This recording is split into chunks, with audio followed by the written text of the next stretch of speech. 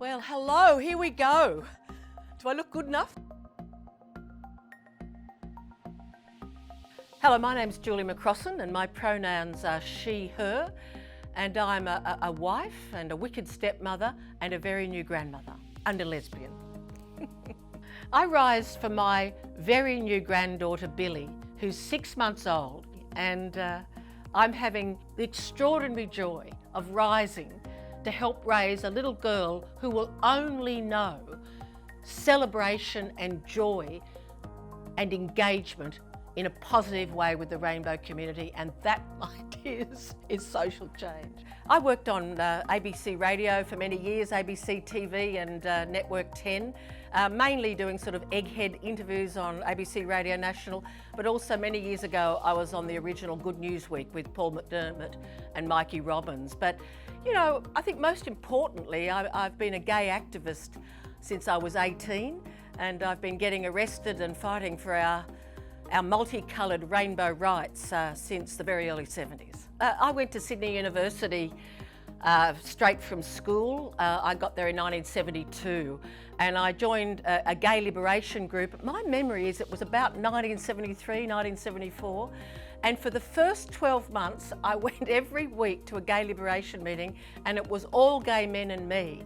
And then one day a woman came in and inevitably we had a relationship. And that's really the 70s in a nutshell, because you just didn't have the community or communities that we have now. It was a time of building things and a time of fighting really for the most basic rights of every kind.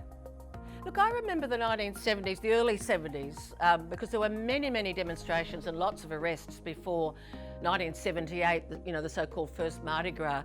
I remember as a time of trauma because I wasn't used to being put into police cells or locked up in paddy wagons and being at the women's cell at Liverpool Street Courthouse. So, you know, that was obviously hard at one level. But at another level, it was fantastic. You know, we were saying homosexuality is just a normal part of life. We are not going to be ashamed. We are going to change the world.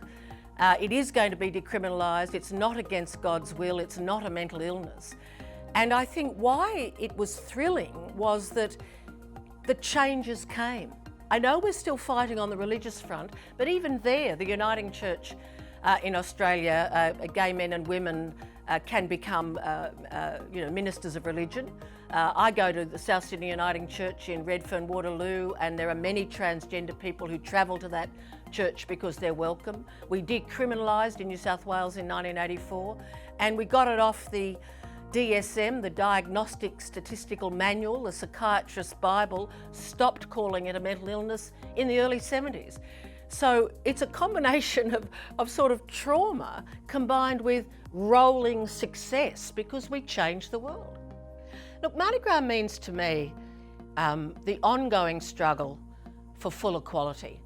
It's always important to me because I was once a 13-year-old girl in the 60s who thought she was a lesbian. And it was a good 8 or 9 years before I heard anybody say anything positive.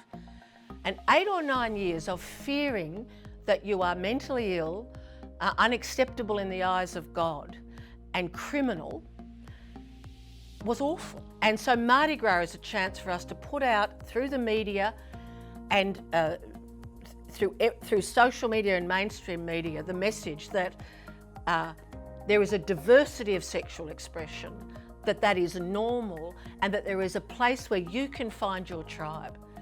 And I found my tribe here in Sydney, and whenever I'm with my tribe, and Mardi Gras is all the tribes together, I can relax.